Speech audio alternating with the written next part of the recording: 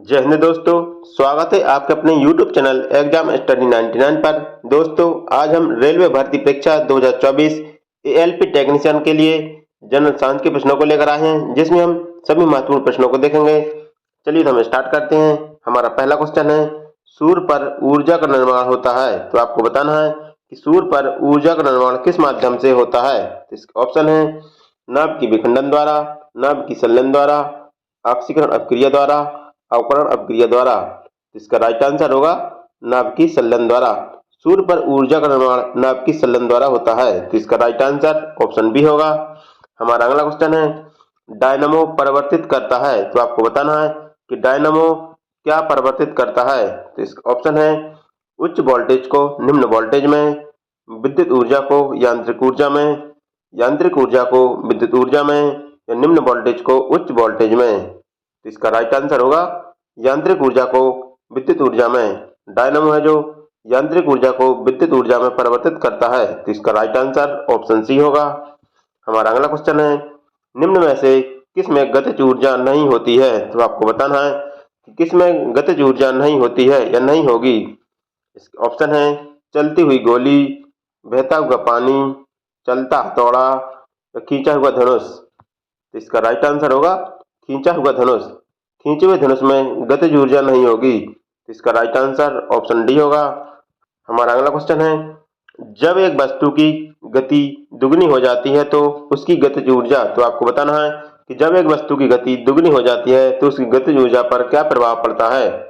इसका ऑप्शन है दुगनी हो जाती है, चौगुनी हो जाती है, समान होती है, या तीन गुनी बढ़ जाती है। तो इसका राइट आंसर होगा चौगुनी हो जाती है। जब एक वस्तु की गति दुगनी हो जाती है तो उसकी गतिज ऊर्जा चौगुनी हो जाती है। तो इसका राइट आंसर ऑप्शन बी होगा। हमारा अगला क्वेश्चन है, वॉशिंग मशीन का कार्य सिद्धांत है। तो आपको बताना है कि वॉशिंग मशीन किस सिद्धांत पर कार्य करती है। इसका ऑप्शन है उपेंद्र, अपोहन, अपकेंद्रण, या विसरण। तो इसका राइट आंसर होगा अपकेंद्रण। वॉशिंग मशीन है जो अपकेंद्रण के सिद्धांत पर कार्य करती है। तो इसका राइट आंसर ऑप्शन सी होगा। हमारा अगला क्वेश्चन है, यदि लोलक की लंबाई 4 गुना कर दी जाए तो लोलक के झुकने का समय।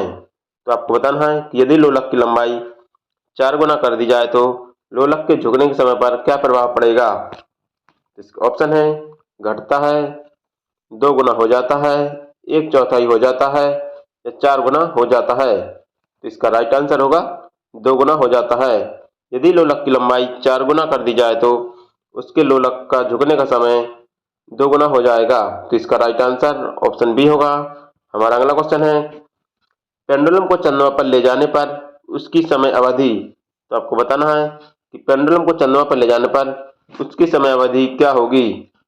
इसका ऑप्शन है घटता है, उतनी ही रहेगा, शून्य हो जाएगी, या बढ़ेगी। तो इसका राइट आंसर होगा बढ़ेगी। यदि पेंडुलम को चंद्रमा पर ले जाए तो उसकी समय अवधि बढ़ जाएगी। तो इसका राइट आंसर ऑप्शन डी होगा। हमारा अगला क्वेश्चन है, निम्न में से कौन सा एक तत्व है। तो आपको बताना है कौन सा एक तत्व है। इसके ऑप्शन है मणिक, नीलम, पन्ना, या हीरा। तो इसका राइट आंसर होगा हीरा। हीरा एक तत्व है। तो इसका राइट आंसर ऑप्शन डी होगा। हमारा अगला क्वेश्चन है, शुद्ध तत्व कौन सा है। तो आपको बताना है कि शुद्ध तत्व कौन सा है। तो इसका ऑप्शन है कांच, सीमेंट, सोडियम, या बालू। तो इसका राइट आंसर होगा सोडियम। सोडियम एक शुद्ध तत्व है। तो इसका राइट आंसर ऑप्शन सी होगा। हमारा अगला क्वेश्चन है, कोयला है। तो आपको बताना है कि कोयला क्या है। इसका ऑप्शन है तत्व, यौगिक, मिश्रण, या तरल। तो इसका राइट आंसर होगा तत्व। कोयला एक तत्व है। तो इसका राइट आंसर ऑप्शन ए होगा। हमारा अगला क्वेश्चन है, हीरा है। तो आपको बताना कि हीरा क्या है।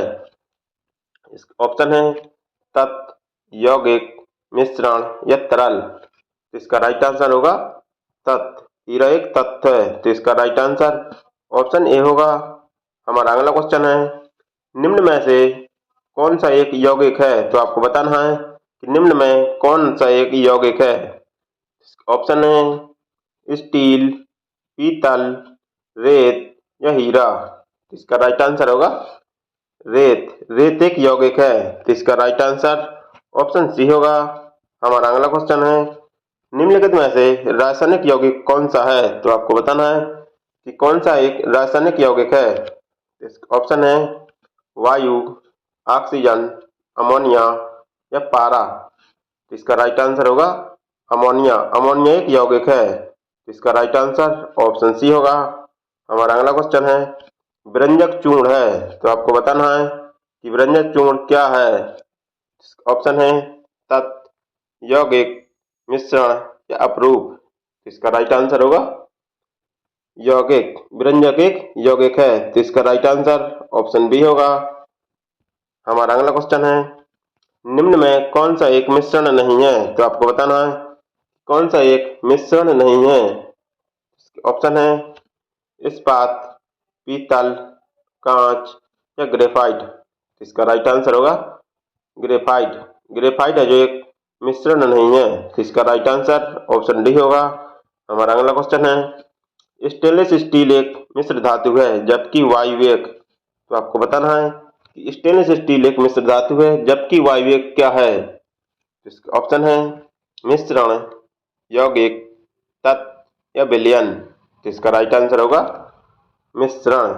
वायु एक विभिन्न गैसों का मिश्रण है, तो इसका राइट आंसर ऑप्शन ए होगा।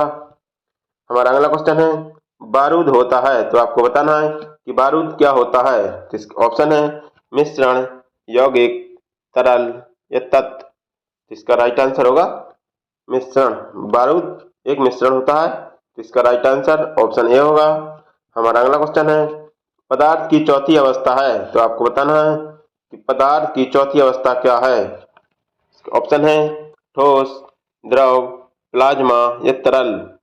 इसका राइट आंसर होगा प्लाज्मा। पदार्थ की चौथी अवस्था प्लाज्मा है, तो इसका राइट आंसर ऑप्शन सी होगा। हमारा अगला क्वेश्चन है, राष्ट्रीय वन उद्यान कहाँ पर है? तो आपको बताना है कि राष्ट्रीय वन उद्यान कहाँ पर है। ऑप्शन है शिमला, कोलकाता, बेंगलुरु या लखनऊ। इसका राइट आंसर होगा लखनऊ। राष्ट्रीय वनस्पति उद्यान लखनऊ में है, तो इसका राइट आंसर ऑप्शन डी होगा। हमारा अगला क्वेश्चन है, भारत में वन अनुसंधान संस्थान कहाँ पर है? तो आपको बताना है कि भारत में वन अनुसंधान संस्थान कहाँ पर है। ऑप्शन है शिमला, देहरादून, बेंगलुरु या लखनऊ। इसका राइट आंसर होगा देहरादून। भारत में वनस्पति अनुसंधान संस्थान देहरादून में है, तो इसका राइट आंसर ऑप्शन बी होगा।